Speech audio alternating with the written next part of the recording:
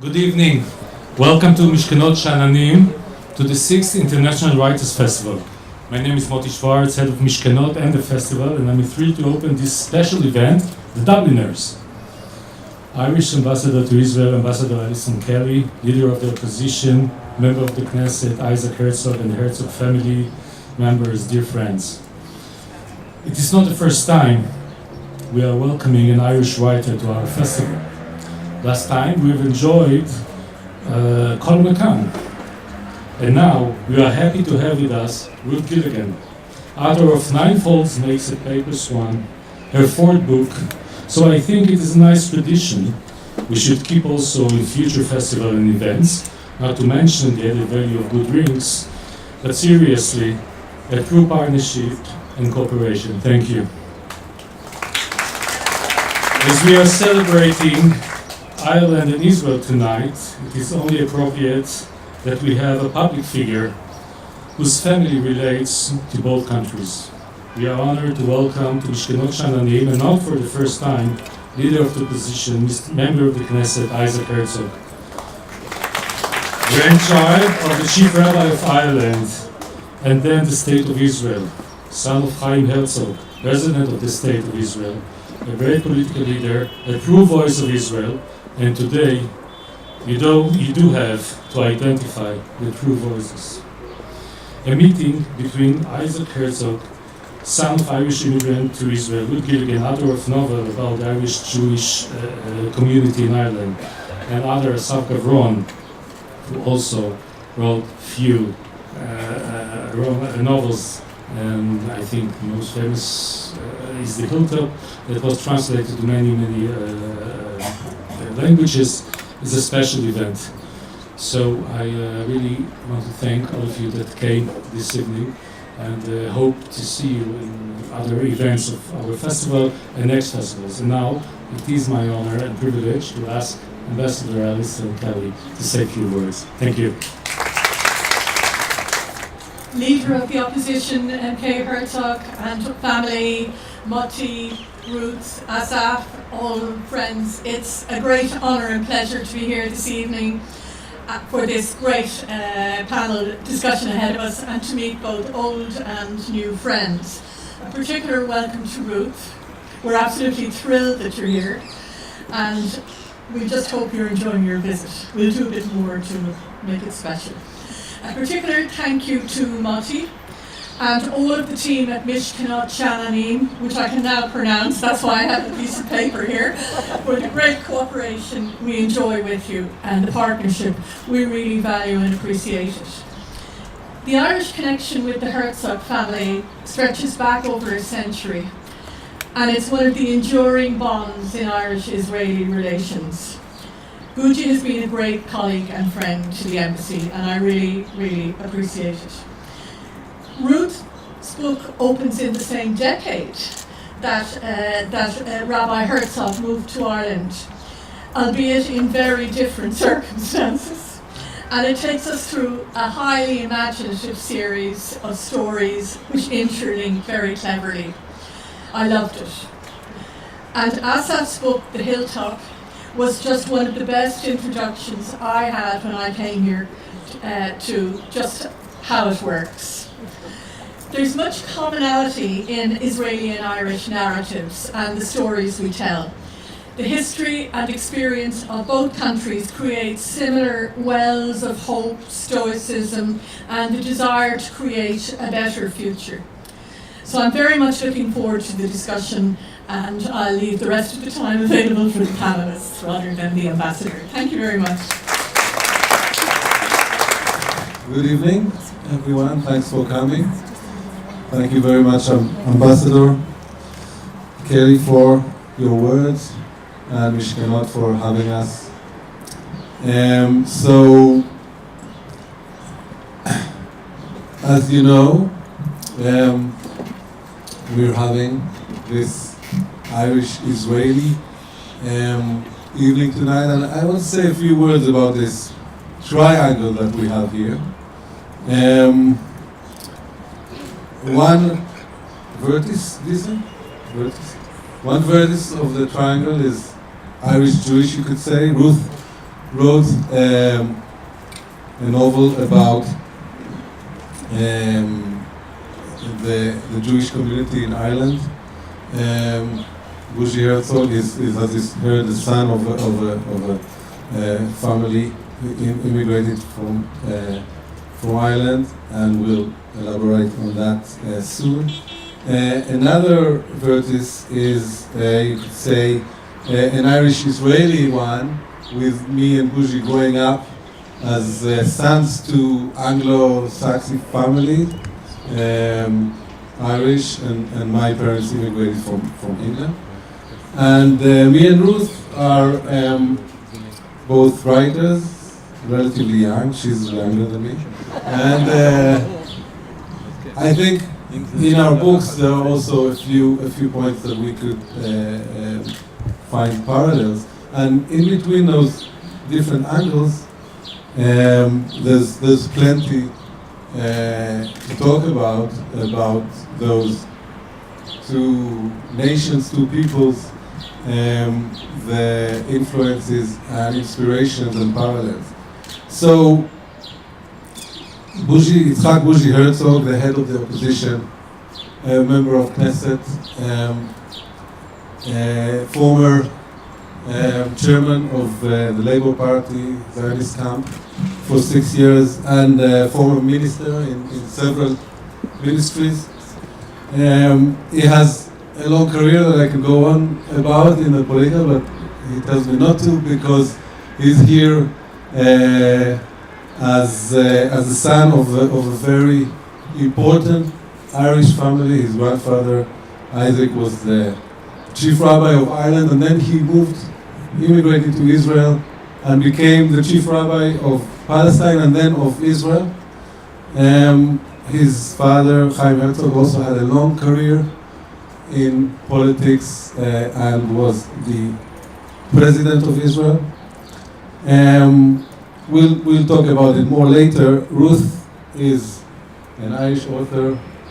Nine Folds Make Paper Swan is her fourth novel. But you told me it's the first that is literary, more or less. She's teaching creative writing in Birmingham University, and she has degrees she published 4 books, but she also has 4 degrees from Cambridge. Let me see if I remember. Cambridge, Yale, UEA, which is University of Eastern Anglia, where the best writing program is in the UK, and Exeter. Right? I got it right. Yeah. So thanks for choosing us. There's another. There are other few events here, so there was a tough competition. There's the one about the Anna Frank. No one else had Guinness, so. No one else has Guinness. The Anna Frank one is, about. You chose you chose life because the English and the Irish survived.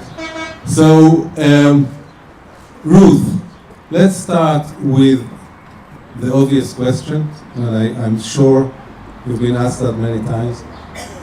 What made a non-Jew, a shikse, choose to write a novel about Jews? It's a very good question. Hello everyone, I'd just like to reiterate that it's absolutely wonderful to be here. It's actually my second time in Israel. I came in 2011 when I was first starting to research this novel, so to be back 7 years later to talk about the book feels just kind of a perfect kind of symmetry, so thank you so much for having me. I'm happy to admit that growing up, well, I'm embarrassed to admit really, but I will come out with my hands up, that growing up in Ireland, I didn't really know a whole lot about the Jewish community. In fact, I knew basically nothing. And it wasn't until I moved to the UK, as Asaf said, I studied at Cambridge, and all my friends were Jewish. I don't know what it was, but I made friends with all the Jews in Cambridge. And they were amazing. And we used to, in that way that 18, 19-year-olds do, we would go to the pub and solve the meaning of life. And one of the things we used to talk about was, oh, the Irish and the Jews, we're like the same. You know, we've got these, you know, these persecuted minorities, we've got these huge diasporas all over the world, we've got this amazing literary history, we've got these mothers that just want to feed you and feed you. So we found all these kind of slightly trite, but nonetheless interesting parallels. And then just one day I said, why? I mean, do we even have a Jewish community in Ireland? So I Googled it. And I started to read about the history and the community and the Herzogs and all these stories and all this stuff I just hadn't known about. And I kind of became a bit obsessed, and it slightly consumed my life for the years that followed. And I ended up actually doing a PhD, which involved researching and then writing this novel. So this is the culmination of a very long and very fascinating obsession of mine.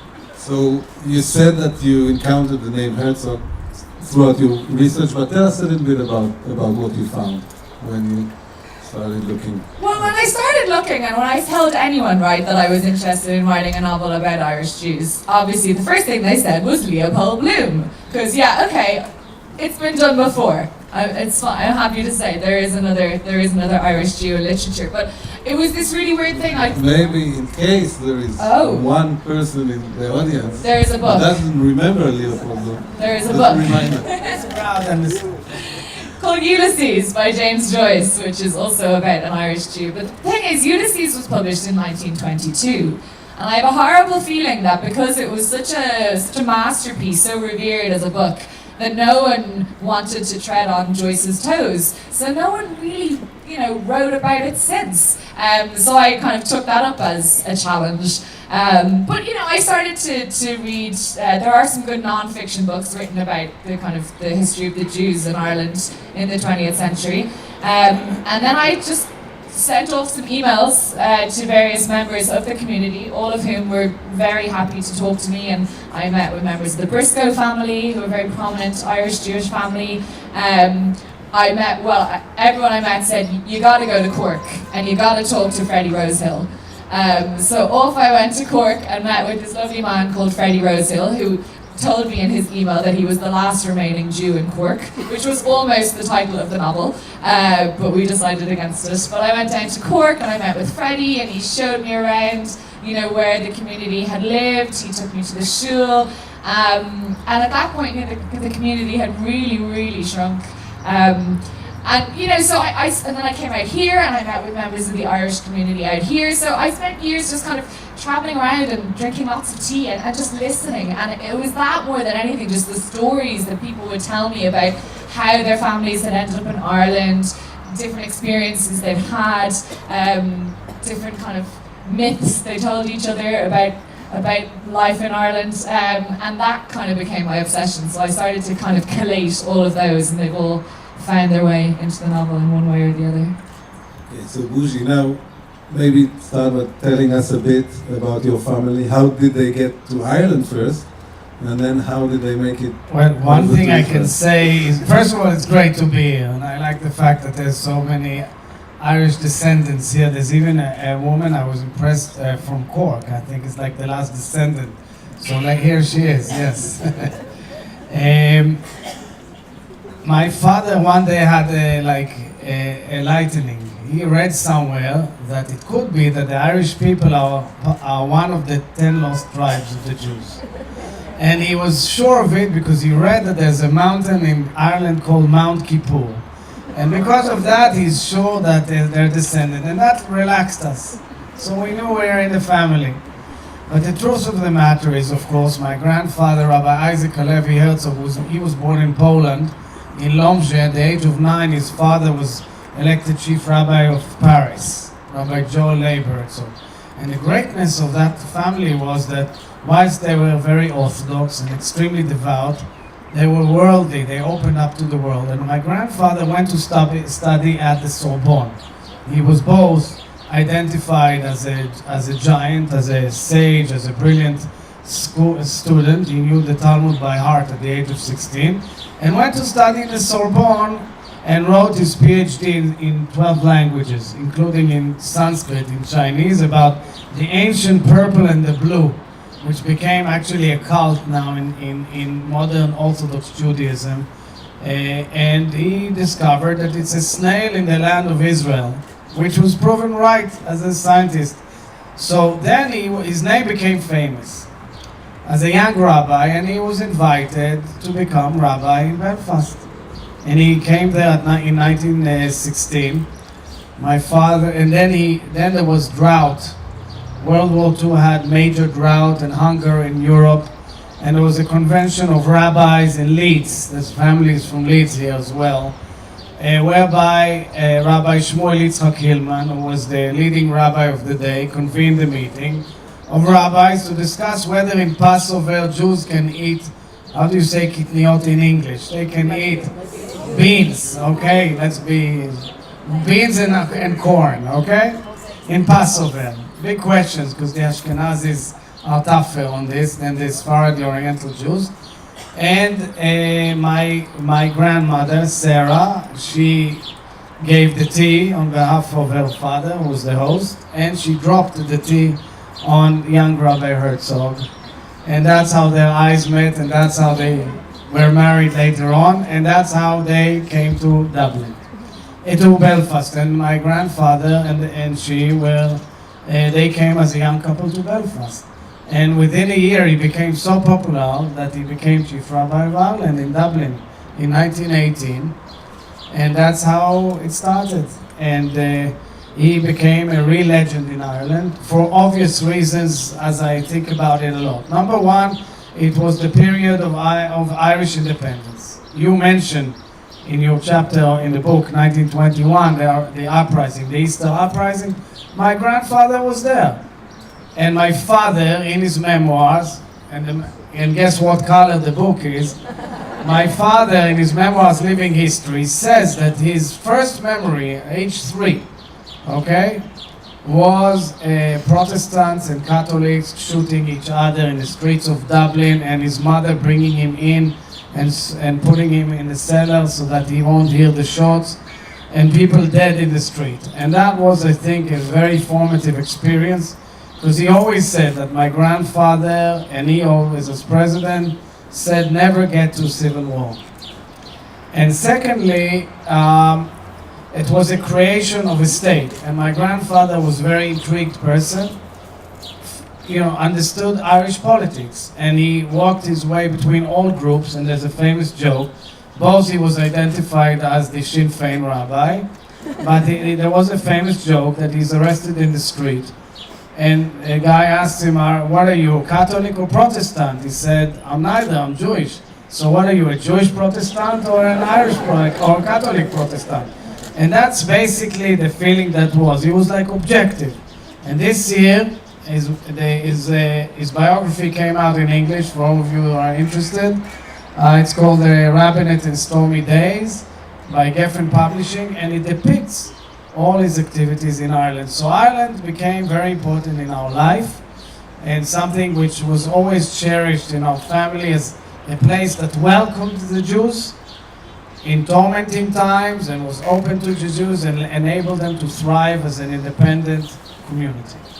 Okay, so that's a good point to move to the book, because to Ruth's book, because it is about Jewish family immigrating to Ireland at the turn of the 20th century, and leading from Bougie's last words, were they really welcome? I mean, I'll just say a couple. Maybe I'll just say a very short summary of the book. It's a historical novel that, and you can correct me if you want, that is made up of 3 main layers. One layer is the story of Ruth, who arrived in Cork from Eastern Europe, and her husband and her families struggled to fit in, you can say, into Irish life. Another layer is present day, contemporary London, where Aisling, it's spelled very differently, so it's hard to pronounce, is a young Irish Catholic woman who's in love with a Jewish guy from North London and is going to marry him and is considering converting to Judaism. And this consideration involves a process of reading about it and discovering an old diary or a book of a woman who was in a similar situation a few decades earlier. And the third layer is the story of Shem, a person who is not speaking by choice, right? And he's in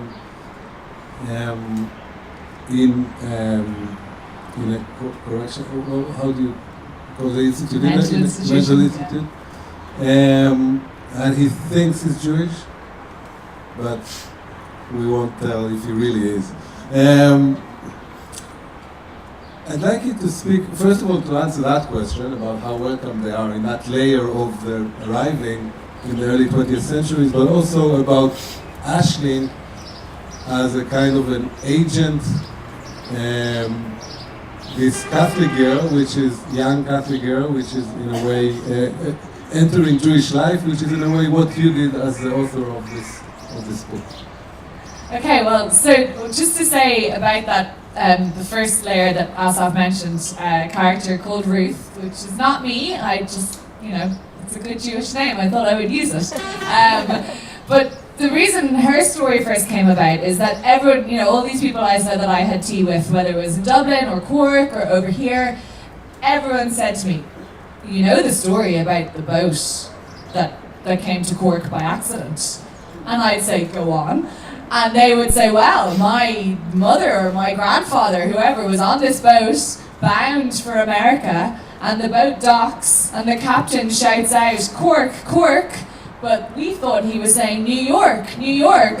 So we got off the boat, and we thought we were in America. Now, if every person who told me that story had a relative on that boat, it would have been the size of this country. But again, this was one of the stories that was told over and over again, and it's kind of part of almost the foundation myth of the Jewish community in Ireland. So obviously I heard that, and I thought it was a great story, so guess what happens in the first chapter of the book. So Cork, Cork. So that story begins, and I think, it's interesting, your question, Asaf, and I think bougie, if I may.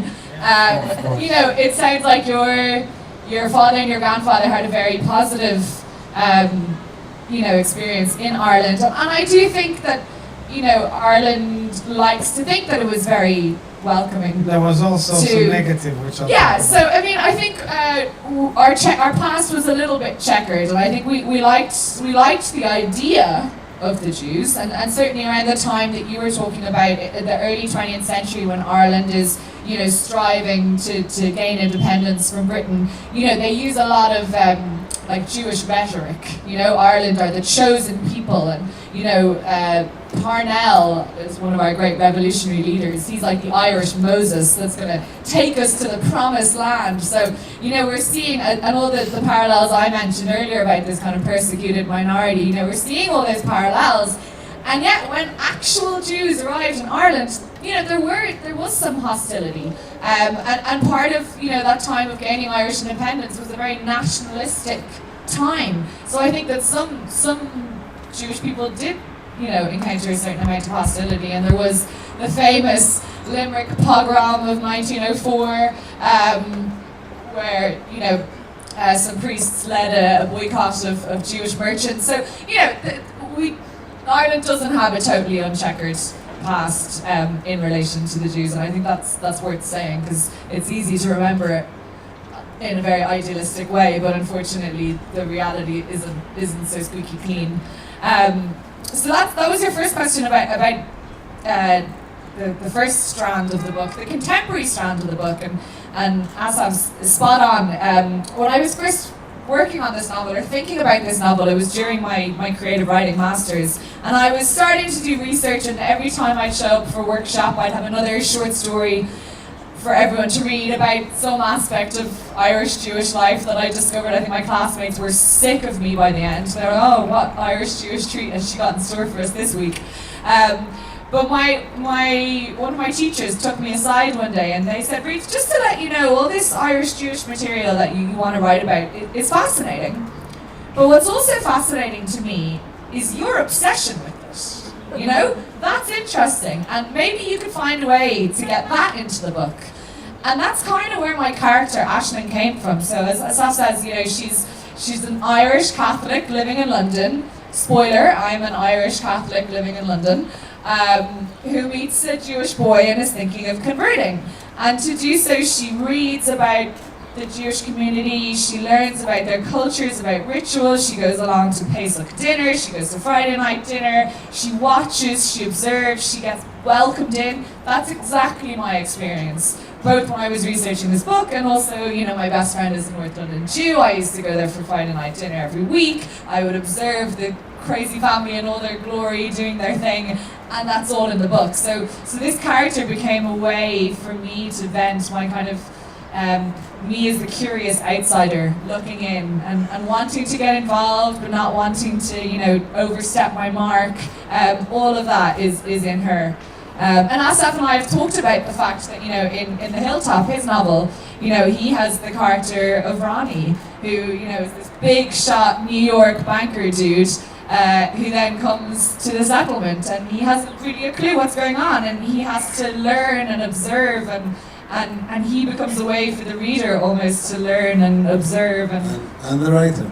And the writer. So that's the double kind of the double use of these characters. When you write about a community that actually is foreign to you, for you the Jewish Irish community, for me the settlers, it's always helpful to have this character who is like your agent going into this community, and as you say, for the reader, probably most reader as well. In your case, the Israeli readers actually probably know quite a lot. Way more than me. Did you get kind of comments? I gave you one comment. Yeah. There was, I'll say what it is. She's describing, maybe I should, the Seder of Pesach. It's one of the greatest chapters, actually. And she says that there is a lot of butter on the potatoes. Now, technically, it's not a mistake, but it means there's no meat in the Seder, which I thought. But I also got these things. I used words that then settlers told me, women. I use the word for the headgear of the women, and they say they don't use the word. They use the gear, but they don't use the word. So all kinds. Oh, and another thing, last thing. We're not talking about my book, but there's a chapter in The Hilltop about the Saturday falling, coming down, and everyone who lives here knows that in Saturday, especially in Jerusalem, and around it, you notice the atmosphere. And then I had a reading, I had a kind of a meeting with a book group in Efrat, the settlement, women settlers, and they said, what about the lachatz? What about the lachatz before Shabbat? Pressure. Because all the pressure Cooking. before cooking and preparing before there's a standstill. So I missed If I can that. just relate to the chapter on the Seder night in your book, there's something that immediately brought to bear a memory that my father always spoke about, that you had to go and open the door for Eliyahu, for Elijah the prophet, and he always depicted that in one of those events, one of the neighbors was wearing a blanket and looked like Ku Klux Klan, and the girls who opened the door fainted. Now I thought I'll find it here because you focus about opening the door to Elijah, and you actually describe beautifully the preparations and the cooking of the community Jews all over the world. But you speak about pork, and it's nice. It makes it clear.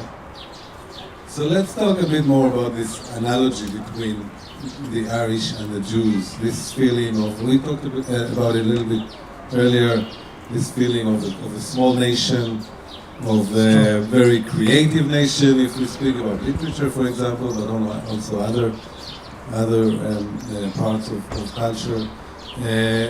A religious, a kind of a nationalistic entity which is based on religion, actually, I think. Well, I would say the following, the comparisons and differences.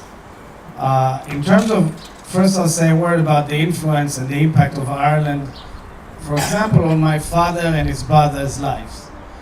There was something in Ireland that opened them up to other ways of living. For example, sports. The Jews weren't strong in sports, let's be fair about it. They lived in a ghetto style. But the young generation went and was exposed to other modes of life, sports, boxing, things like that. My father was a professional boxer as a young student. And so that was one thing. Secondly, then nationalism. There was clear comparison between the movements. You know that our former Prime Minister Yitzhak Shamir was one of the heads of the Irgun. His code name was Michael because he admired Michael Collins. And so there was a feeling of identity. My grandfather depicts in his memoirs the visit of Jabotinsky, who came to spend a weekend or in Dublin and learn the movement. And it was clear that the people are trying to learn the spirit of national revival for both nations. Gaelic. I remember vividly my father speaking in Gaelic to every other doorman in New York, and he said, and he told me, and it sounds like Hebrew with a chet, and he told me, Irish of course, that the Irish are trying to do the same as we did to Hebrew. So there's a lot of comparisons, but then comes politics of this era, which we'll talk about, which of course makes the difference. But all in all, I say that both peoples had an affinity and a lot of affection and a lot of respect to each other's history. Yes, and your grandfather also tried to draft constitution. True. Kind of based on the Irish constitution, again, because it's an attempt to create a secular nation based on a religious... So he, first of all, because of his enormous standing in Ireland, and he had enormous standing, so in the Irish constitution, the chief rabbi has a certain standing. I think he's pro tempore, fifth or sixth in line in Irish politics. Ambassador Kelly will correct me if I'm wrong, but this I know that. And secondly, he copied a lot of his ideas from the political structure, which he knew from Imon de Valera, who was a very close friend of his. In fact, the first statesman who visited Israel after independence, not on a state visit, was Imon de Valera, who my grandparents hosted right nearby in Jerusalem. And even the prayer, my grandfather wrote the prayer that's said every Shabbat in synagogue for the well-being of the state, at Tfilah L'Shlom HaMdina. He, I think, copied it from, like it starts, Father in Heaven. It's all stuff that he copied from English or from Irish. And that's how he got the ideas to it. So there was a lot of comparisons that he drew. What was clear though, my grandfather in 1933, when Hitler came to power, sent letters to everybody all over Europe, especially to the leadership of Ireland. All leaders of Ireland, and to beg and plead against Hitler.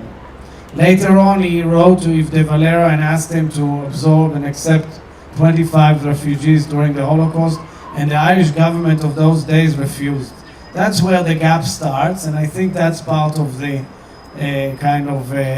more complicated parts in our history, naturally. Yeah, so for those of you who don't know, and this is, back to the slightly checkered past that I was mentioning about Ireland. In Ireland, we never referred to World War II. It was only ever known as the emergency. It was a euphemism, because we didn't take part. We were neutral. And it was funny, this was something I think growing up I'd always kind of been quite proud in Ireland being a neutral nation. We're not a nation of fighters. We fought for our independence, but our neutrality seemed like a positive thing to me. But then when I was researching the book and exactly what you're talking about in terms of our neutrality during the emergency, when I realized that that extended as far as taking no refugees whatsoever.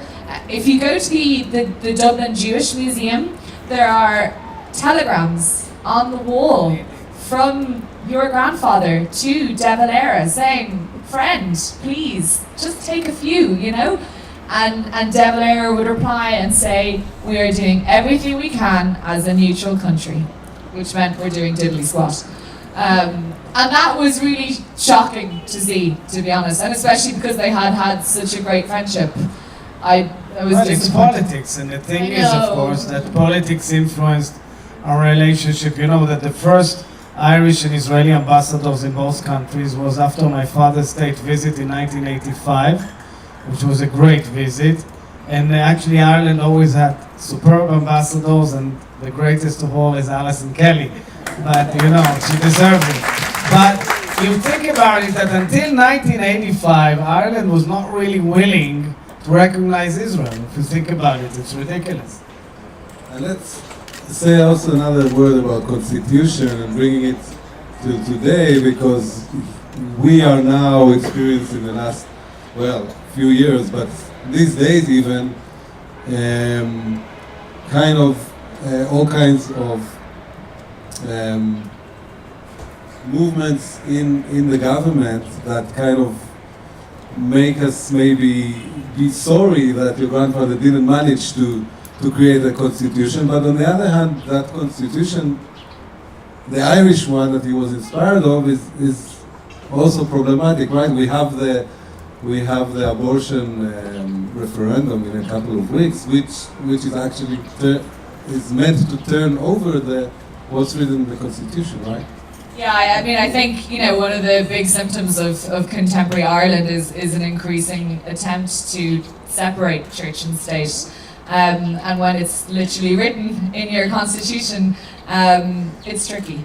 But as Asaf mentioned, and some of you have come up to me and said you were at the event last night, I was talking about there is indeed going to be an abortion referendum in 16 days. And that is to amend the Irish constitution. But I think that separation of church and state has to happen. I think most of the scandals and the upsets in recent history in Ireland kind of comes down to that. So there's been some pretty dark stuff has been unearthed, and I think the only way for it to progress is for that separation to But come it's about. clear we have a lot to envy your country. We have a lot to envy on the fact that you managed to reach a peace agreement where in a God-given moment you had 4 leaders who understood their responsibility and were people who knew to connect with each other. I sat with all the parties from Jerry Adams to Trimble. We all understand how difficult it was. You had Clinton, you had Blair, and you had Bertie Ahern, and that was a revolution. And secondly, even the movement towards separation from church and state, as well as the issues of abortion and marriage and things, and your current prime minister, who is a gay prime minister, it's all things that are worthy of respect. So if you mentioned it, let's talk a little bit more about that, which is another parallel. Another similarity between the histories of the countries is a very bloody conflict based on religion, among other things, and on territory. And indeed, 20 years ago, the Irish managed to solve it. And I don't know if before it was solved, it seemed solvable more than ours is. What do you think about that? Actually, my father never imagined it would be solvable. I mean, he always said that the fact that you mix 2 religions together, 2 religious movements or national religious movements together is a cocktail for disaster, and he copied 800 years of Irish history. And clearly, you had to go through the Civil War and the uprising and the independence and the separation of Ireland, of the island, to the 6 counties and the rest, the Irish Free State. I used to copy part of your old constitution, which actually said, during the Camp David negotiations in 2000, I used to tell all the parties that in Ireland, the constitution of the Irish Free State said we yearn and we dream about these 6 counties. I don't know how it's drafted, but we want greater Ireland, but we are settling for compromise. And indeed, that's what we should have had here. But I feel that as you moved forward, our conflict is right now in a standstill, not in a very optimistic situation. It depends on leaders, it depends on nations, and also depends on the region. Namely, in your case, you didn't have the region behind you, yes or no, or behind the IRA, let's say. It's a standalone organization. Here, part of the problem is the winds of extremism that comes from throughout the Muslim world, and this is part of the problem that we are challenged with. We have extremists on both sides, and right now I'm sorry to say I'm not very optimistic. Even the Irish example does not No, inspire and you at to the end think. it depends on two things. Leaders, number one, if there are leaders who are willing to move, it will happen. Undoubtedly, that's what history shows. And two, a certain coming around, a certain fruition by nations. I sincerely believe that the majority of both peoples are eager and yearning for peace. But you need movements and undercurrents on both sides to kind of press and say, do it. Okay, let's go back to literature. Exactly. So, what we're really talking about here a lot really is identity. I want both of you to talk about it. First you, Ruth, because those 3 strands of the book, there's a person trying to assume a new identity in a way. The Eastern European Jews coming to Ireland and trying to become Irish. Moses, the father, is a playwright, and he's trying and he's sending his plays to the big theater in Dublin, and he's constantly rejected. And in a way, this is maybe a rejection of assuming this identity, and Ruth is also struggling. And Aisling, the Catholic, who's trying to kind of learn and maybe become a Jew. And also Shem, in a way, who's not speaking. Maybe this silencing is also another way for you to tell us, if you belong to a certain identity, you are not allowed to speak, in the new one. Tell us about that. Well, I think, I mean, so much great literature, right, is about identity, because it's something we all wrangle with all the time. And I think there are moments in the book where that is a really obvious theme. One of my characters sits there and reads a conversion book and thinks, am I going to convert? So that's, a really obvious instance of that wanting to change her identity. But there are other smaller moments in the book, and I think we all go through it. I grew up in Ireland, and then I left when I was 18. I only went across the pond to England. My poor mother sobbed, and I said, well, why are you sobbing? It's only a 3-year degree, I'll be back. And she said, no, you'll never be back. And 12 years later, she appears to be correct. But I think, Dublin Ruth and London Ruth are very different. And I think we all have these slightly different versions of ourselves, and whether it's to do with where we're from versus where we live, whether it's about coming of age in different ways, whether it's about who we marry and how that changes us. So it's a theme that I think is so personal to all of us. But as I said, obviously Aisling is thinking about going through the conversion process, and equally, Ruth, my character, my Jewish character in the early 20th century, is almost trying to convert to Irishness. And, you know, she tries to learn the Irish language and she tries to learn all the Irish stories and she just wants to be accepted as Irish. And as you say, her father is a playwright and he's trying to get these plays put on at the National Theatre, and that will somehow confirm that he has officially become Irish. And that's kind of where I get asked a lot about my slightly too long title, Nine Foals Make a Paper Swan. And the paper swan is a motif that runs throughout the book and it appears in all three strands. But for me, it was one of the many reasons I chose it as the title, even though apparently you can make a paper swan in 8, but never mind. Is that I loved this idea of having a blank piece of paper, and depending what way you folded it up, it could be many shapes, and a swan is just one of those. And you could take it apart again and fold it up in a different way and make something new. So I think that idea of being of different versions. And we also have, the versions of ourselves we present to our family, to our in-laws, to our mom. We all have these different selves. Aisling in the book, she writes obituaries. Her job is literally to take the facts, the bare facts of a person's life and construct it into a narrative. And there's so many different ways you can do that. So yeah, as you can tell, once I find a theme, I really run with it. So this question of identity and kind of changing one's identity or presenting different versions of one's own identity is really what the book is all about.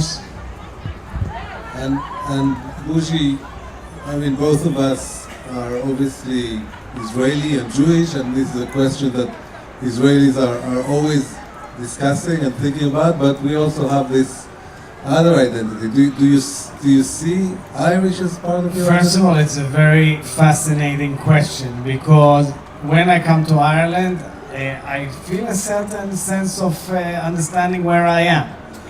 First of all, I understand my father's behavior because I look at the landscape, these incredible rocks and these high seas, crashing into the rocks.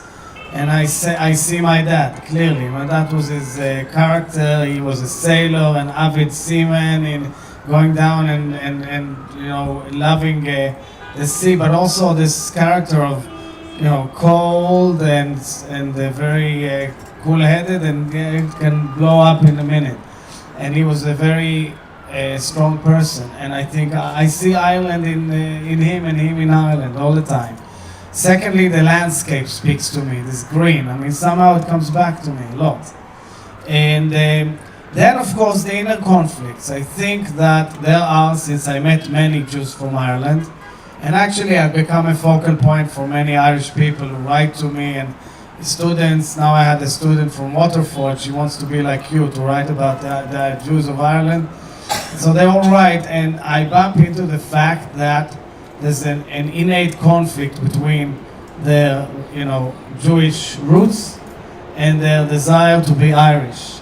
Some came here and left it back, like all immigrants who came here from over 100 nations. And some stayed in Ireland, and some went to politics in Ireland, some did well in Ireland. But at the end, Ireland stays in you wherever you are. I can say that when Ronald Reagan hosted my father in a state visit in 1987, he opened his speech at the White House saying, "This is a great day for the Irish people." Because Reagan's Irish, my father's Irish, he saw, and that's how and Ireland is Ireland. So there's something in Ireland that there's a diaspora that respects Ireland. And that's where it always brings us into a conflict when we argue with Ireland about policy and stuff like that. And you still have the blue eyes, which is... that's why I married a blue-eyed lady. And but you don't have the accent. No, I don't. But neither do I. But your parents are Brits, and they have their accent. And they do, but apparently I had it when I started speaking at the age of 2 or 3 at home, but then I lost it completely. Look, the English speakers in this country for a long time were shunned aside by the East Europeans the Jews from Arab countries and by the rough behavioral mode of Israelis. Yeah. But I can say that both my father and my uncle Abba Iban and my other uncle Yaakov Herzog, who were big people in this country, I'm not sure they would have survived the current Israeli political system. Maybe. Yeah, as you say, I always felt that we didn't have the Holocaust, this big uniting story. We didn't have the Oriental Sephardi identity, which is very strong and is still a very big issue. And even we didn't have the American, the big American. We had the Balfour Declaration, we had World War II, the British Army, and many other things. Exactly. But you're So right. then People later, we celebrated today, okay? Hundreds of thousands of Israelis from Russian origin celebrated the victory of World War II. But when we grew up here, nobody celebrated 8th of May or 9th of May, and the fact that the story of the British Army was not told enough. but and maybe I'll mention my latest novel. Sorry. Convenient. 18 Lashes, which is about the period of the Monday dates, and actually it's also about identity and about interactions and a love story between British, actually one of them Irish, an Irish soldier in the British Army here in Palestine in the Mandate, and another English soldier with 2 Jewish girls. So that was kind of my way into Bringing your up identity. my own internal. By the way, I think conflict. it's wonderful. But if already we have a background from another country, it's actually wonderful to be from an English-speaking surrounding. We have the Queen, we have this, we have that. Yeah, we have the Queen. That's true. We don't have the Holocaust, but we have the Queen. Okay. What else? What should we? What else can we talk about? Is it 8 o'clock? No, but I want it's to. coming up. You should speak why the Irish people now. Yeah. I was trying to understand for a long time what the Irish have against Israel. And not that Okay, and yeah. I talk a lot to Irish people, and of course Alison and I are good friends, but there's something in Ireland that doesn't want to listen to us.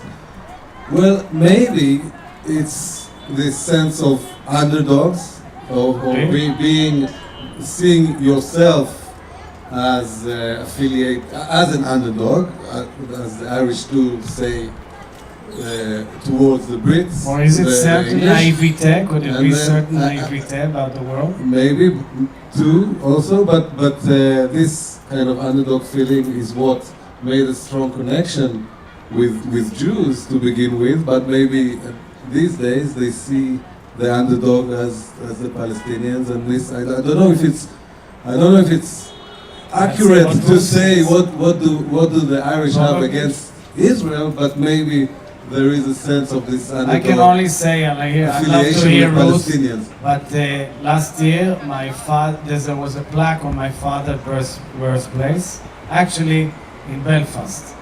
And there were riots by the pro-Palestinian groups, and the municipality took it off. And I thought a landmark that depicts the birthplace of a statesman who was born in Ireland is actually something that should be protected. And I was a bit disappointed by the fact that it wasn't protected. It's something that comes up also with Ireland itself, although there it's much better, I must say. But what do you say, Ruth? Well, I think it's, I think Asaf has touched on it. I think, earlier I was talking about at the start of the 20th century, this metaphor or this analogy between the Irish and the Jews, and them both being these persecuted minorities that were, striving to achieve this autonomous homeland. So very much united, and as Asaf says, in terms of being the underdog. And then, one of the things that was really interesting researching the novel, and because it takes place over the whole course of the 20th century, was watching when that narrative or that metaphor shifted.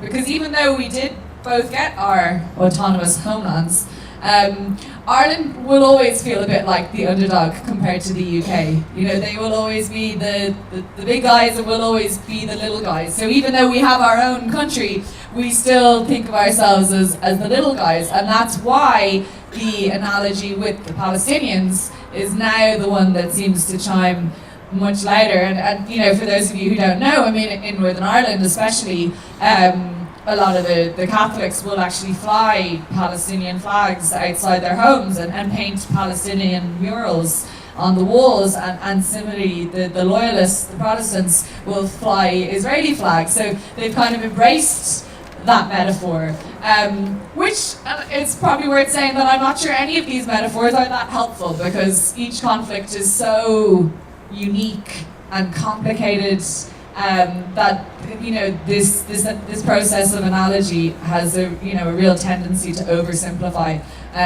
So I think it can be dangerous. But that is very much the narrative that really chimes. You know, there's a lot of conflicts in the world, but Ireland feels very, very strongly about the Palestinian cause, and it's a very active movement. Well, I'm very much aware of it. I had many discussions with your President Higgins, who was the head of the pro-Palestinian lobby in the Irish Parliament. But the thing is that when we try to explain to people what it is to live under terror and suicide bombings and missiles, you find like a shield. They don't understand. They don't want to understand. Something that frustrates a lot, because I do believe that there is a lot of appreciation for Israel in Ireland, and a lot of affection actually, in many quarters of Irish society. But there's kind of a blockage both in the media and in the discourse, and part of it has to do with the fact that we don't have direct flights, so there's much less interaction. People don't necessarily come here a lot. Or vice versa, and I think there has to be more done to explain each other's case in this sense. And we've been discussing it a lot, because recently, if the municipality or the town city council of Dublin passes a resolution adopting boycotts and divestments, and has no bearing legally or otherwise, why would the municipal council take such a resolution without even discussing it with Israelis, understanding it more? And you know exactly which camp I come from, but all I'm saying is it frustrates us that there's no real discussion with the Irish people on these issues. But of course, Ruth is not here as No, you're not to blame, Ruth, we know. Actually, we respect the fact that you came here. We respect it very much, and we are not expecting a defense of the Irish policies or even the Dublin municipality policies. What we do want from you is your literature, and maybe we'll end by a reading of a few pages. Would you mind? Gladly. It's much better than answering for the municipality. So I'm just going to read the first couple of pages, which, as I said, that story about the boat docking and someone calling out Cork, Cork, and all the passengers thinking that they said New York, New York. There was another version, actually, I was told by some people, was that they thought that he was shouting pork, pork. So they all ran. All the Jews. They all got off. Yeah. So I have a joke on pork before you read. Oh, please. So my grandfather had a great friendship with the Cardinal of Ireland. His name was Archbishop McCrory. And they were really, really best friends. And when they met at one of the festive events, where there was on the table a beautiful piece of ham handed out to the guests, and the Archbishop was telling my grandfather, "Rabbi, come on, nobody will see. Take a juicy bite of the ham." My grandfather replied to him, "I'll do it in your wedding."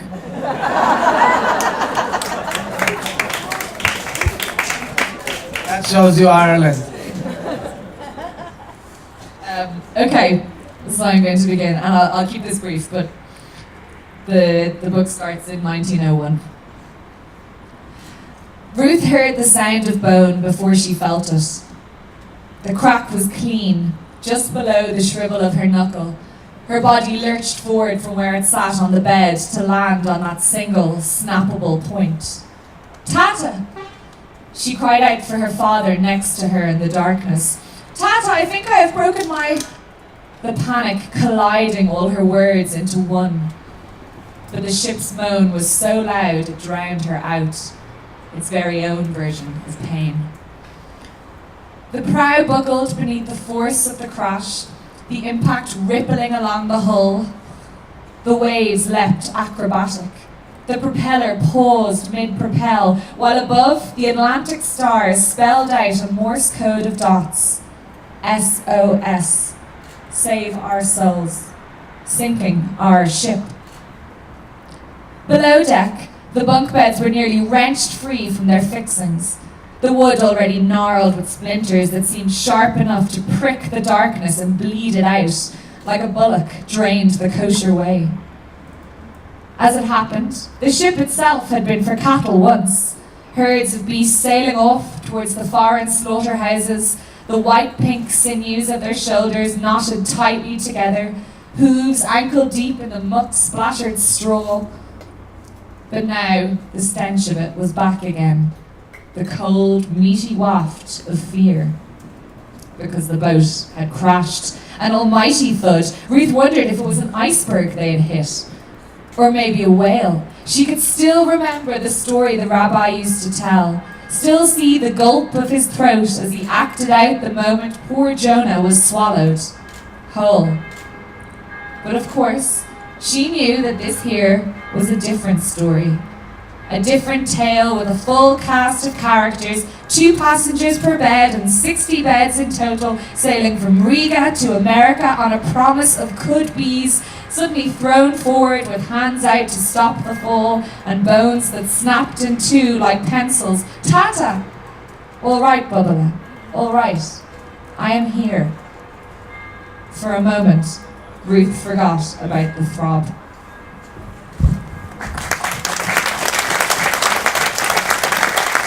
Thank you, Ruth. The book is available both in English and Hebrew, and the cover looks the same. So And there's a different cover in Oh, is there? the English one. It's Oh. the paperback covers. The paperback, okay. So you should buy So both it's a because they'll different- look different on your bookshelf. Be perfect. So those of you interested in either language, go get yourself a copy. Highly recommended. I think we agree on that. You can also buy your book, no problem. Also for That's mine. the hilt. And anyone wanting to, elaborate more, you can catch either of Ruth or Bushi and myself later on. But this is all we have time for now. I want to thank Bushi Herzog and thank you all. Thank you very much. Good evening.